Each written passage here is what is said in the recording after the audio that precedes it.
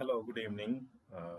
Today in this chapter, International Organizations, it's a class 12, chapter 6, and the book is Contemporary World Politics.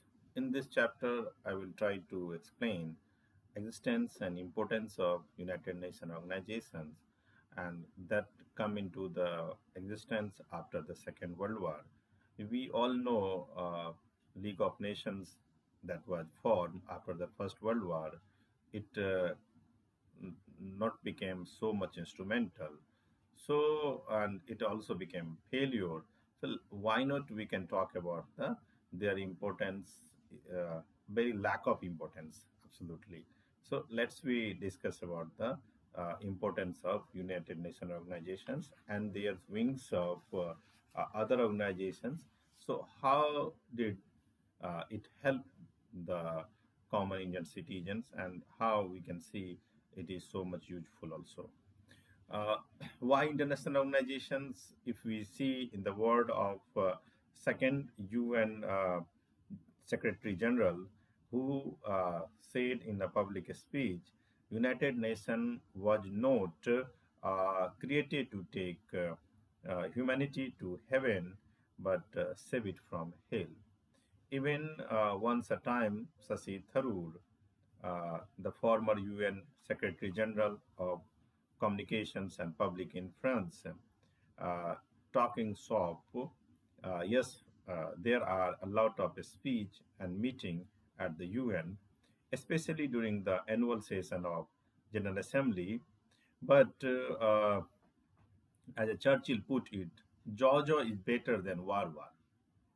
It's not better to have one place where all country in the world can go together, bore each other sometimes with their word, rather than bore whole into each other on their battlefield. So that means the let's we talk about and have the narrative, so through which we can solve the problem. Why not we can have the uh, and organizations which can create a peace and prosperity that can bring in the world. So that is the way. That's why we need the United Nations organization. So country have conflict and differences with each other.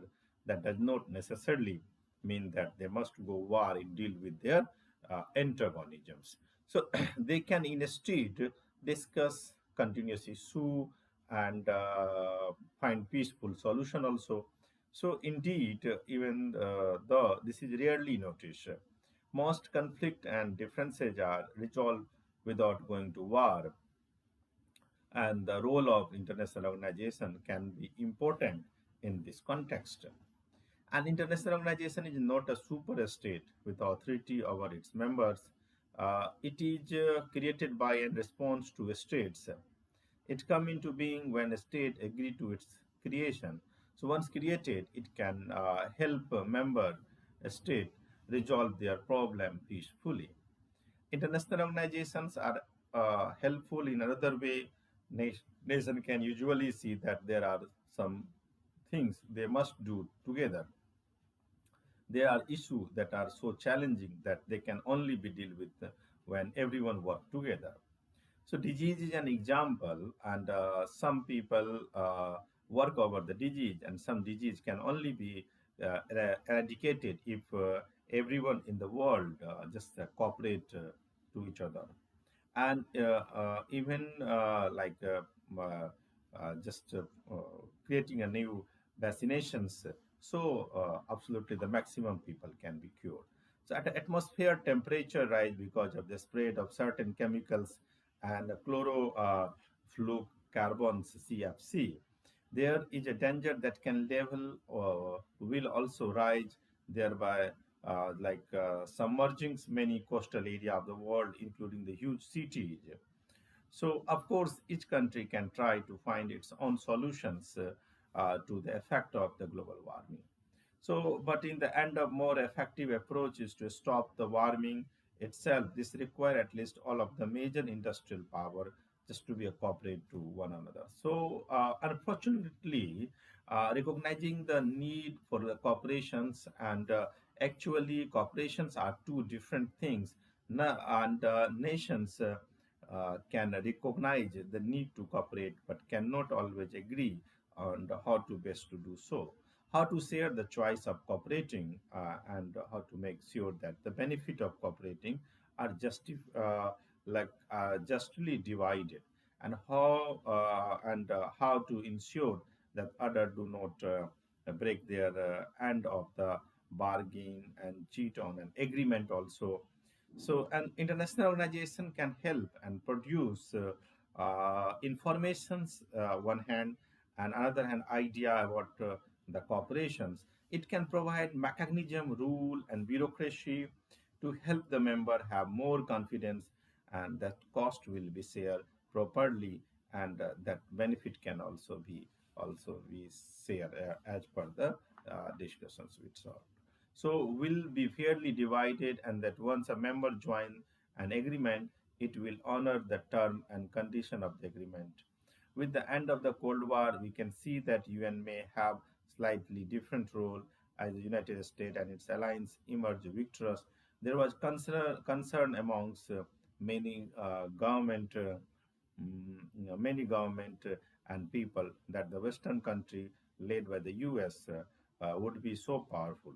There would be no check against their wishes and desire.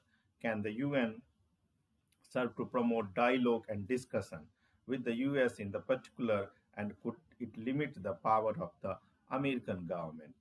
And we shall try to answer this question at the end of the chapters. So, evolution of the UN, the First World War, just supposed to be encourage the world to invest in international organization to deal with conflict. So many believe that such organization would help the world to avoid the war, and as a result, the League of Nations was also born. So, however, despite its initial success, it could not be prevent the Second World War in 1939 and 45. Many more people died and were wounded in the war than ever before. So UN was founded as a successor to the League of Nations. It was established in 1945, just immediately after the war supposed to be come to be the end. And Second World War, the organization was set up through the significant of United Nations charters by 51 states. It tried to achieve what the League could not between the two world wars, and it tried to achieve that also the objective to prevent the international conflict, and it was founded with the hope it would act to stop the conflict between the state escalating into the war, and if war broke out, to limit the extent of hostility, and the furthermore, since conflict often arose from the lack of social and economic development, the UN was intended to bring the country together to improve and the prospect of social and economic development all over the world. So by 2011, the UN had 193 member states.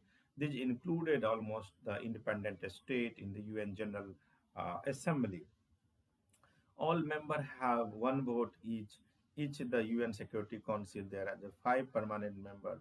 These are the United States, Russia, the United Kingdom, France, and the China. So these states were selected as a permanent member as they were the most powerful immediately after the Second World War, and because they constitute the victors in the war. So UN most visible public figure and the representative head is the Secretary General. The present Secretary General is Ban Ki-moon from South Korea. He is the eighth Secretary General of UN. He took over as the Secretary General on 1st January 2007. He is the first Asian to hold the post since 1971. The UN consists of many different structure and agency, war and peace, and differences between member states are discussed in the General Assembly as well as the Security Council. Social and economic issues are dealt with by many agencies, including the World Health Organization (WHO) and the United Nations Development Program (UNDP), and the United Nations Human Rights Commission (UNHRC), and the United Nations High Commission for Refugee (UNHCR), and United Nations Children's Fund (UNICEF), and the United Nations Educational scientific and cultural organization, UNESCO, among other. These are the organizations that are supposed to be working for the betterment in the world. So let's we talk about the reform of the UN after the Cold War. Reform and improvement are the fundamental to the organization to serve to be need to be the changing the world. And the basic kind of reform face the UN, like reform of the organizations and even jurisdictions of organizations that is supposed to be talked about. So on the reform of a structure and process, the biggest discussion had been on the functioning of the Security Council, and related to it has been the demand of the increasing the UN Security Council permanent and non-permanent membership, so that the reality of the contemporary world politics are better reflected in the structure of the organization. In particular, these are the proposal to increase the membership from Asia, Africa, and South America. So beyond this, that the US and the other Western country want improvement in the UN budgetary procedures and the administration. So on the issue to be given a greater priority or to be brought within the jurisdictions of the UN, so some country and expert want the organizations to play a greater or more effective role in the peace and security missions. So while other want its role to be confined to the development and humanitarian work, health, education, environment, population control, and the human right, gender, and social justice. So let us look at the both set of the reform with an emphasis on the reform of the structure and process. The UN was established in the 1945, immediately after the Second World War, and that was the organized and the way it functioning reflected the reality of the world politics after the Second World War. So after the Cold War, the realities are different. Here are some of the change that have occurred. The Soviet Union has collapsed. The US is the strongest power. The relationship between Russia and successor to the Soviet Union and the US is much more cooperative. China is fast emerging. The economy of Asia just growing unprecedentedly, and many new countries have joined the UN. Those are supposed to be powerful and supreme. So a whole new set of challenges confront to the UN. And the situation in 1989, as the Cold War was ending. So the question facing the world was: Is the UN doing the enough? Is it equipment to what is required? What should it be doing? And how what reform are necessary to make it the work better. So for the past decade and a half, members set have been trying to find out the satisfactory and practical answer to these questions. So reform of a structure and process, like with the case of reform, widespread support, getting agreement on what to do, it's difficult. Let us examine the debate over reform and UN Security Council in 1990. So UN General Assembly adopted resolution. Resolution reflected three main complaints. The Security Council no longer represents the contemporary political realities. Its decision reflect only the Western value and interest and dominated by a few powers. It lacked equitable representations in view this growing demand for the restrictions of UN. On the January 1997, UN Secretary General Kofi Annan initiated the inquiry into how the UN should be reformed, how the instance should no Security Council member to be chosen also. That is also the part of the things like that. In the years since, then, following the just some of the criteria that have been proposed for the permanent memberships, a major economic power that should have the one criteria. Another criteria, major military power should have a big nation in the term of populations, a nation that respect the democracy and human right, a country that would make the council more representative of the world diversity in terms of geography. Clearly, each of the criteria have some validity. Government saw the advantage in some criteria and disadvantage also. So even they had no desire to be member themselves, and country could see that the criteria were problematic. So how big an economic and military power did you have to be qualified for the security council membership? What level of budget contributions would enable the state to buy its way into a council? So, what's a big population and asset or a liability for a country trying to play a bigger role in the world. So if respect for democracy and human rights, that criteria, country with excellent record would be in the line, and it would be effective as a council of member were also working about that. So now let's we talk about the furthermore how was the matter represented to be resolved, and what way the UN is talking about the things, and what the solution the UN have, and what way the UN is willing to be resolve the solutions. So let's we see the development or developing world are not going to be a share their means of development to the lower developed nations. In Security Council, there are the five permanent member, and those non-permanent members, the charters give the permanent member a private positions to bring about the stability in the world.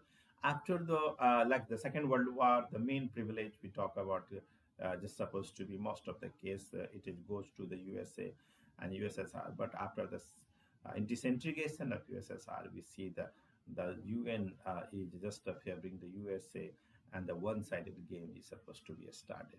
Now, the jurisdiction of UN is creation of peace-building commissions, acceptance of the responsibility, and the future of national government, and protect their own citizen, establishment of Human Rights Council, that was 19 June 2006, agreement to achieve the Millennium Development Goal, condemnations of terrorism in form of manifestation, creation of democracy fund, and agreement wind up the trustship councils. So in each of the every conflict, we see that similarly there must to be a talking about the reform. So India and the basically now the India and the reform. India has supported uh, the restructures of the things and that supposed to be do the promoting the development and the cooperation among the states. And India believe that development should be a central to UN agenda and the vital preconditions for the maintenance of the international peace and security. So one of the India major concern has been the composition of security councils, and which has the remained largely static while the UN General Assembly memberships and expanded the considerably. India consider that they had harmed the representative character of the Security Council. It also argued that expanding the councils with more representations will enjoy the greater support in the world community. So we should keep in the mind that the membership of the UN Security Council was expanded from 11 to 15 in 1965, but there was no change in the number of permanent members. Since then, the size of council has to be remained also, and fact remain the overwhelming majority of UN General Assembly. Therefore, India argued there should also have the greater role and responsibility for the UN. Especially the India must to be a play that. So India support an increase in the number of both permanent and non-permanent members. So its representations have argued that the activities of the Security Council have greatly expanded in the past few years, and the success of the Security Council actions depend upon the political support of the international community, and plan for restructuring the Security Council should therefore be broad-based. So, for example, the Security Council should have more developing country, and not surprisingly, India itself also wished to be a permanent member of this structuring UN. India is the second most populous country, and moreover, India also the world's largest democracy, and it's a role in the U.S. peacekeeping, the very good role. We can see that India is supposed to be a play. So long substantiating the way the India is having the role, and finally, India has also made a regular financial contribution to the UN. India wishes to be a permanent veto members of the Security Council. So let to be decided, and even the China is creating the big obstacles in that case. So finally, we stop here because it's so much lengthy this video. Let's we decide in the other chapters.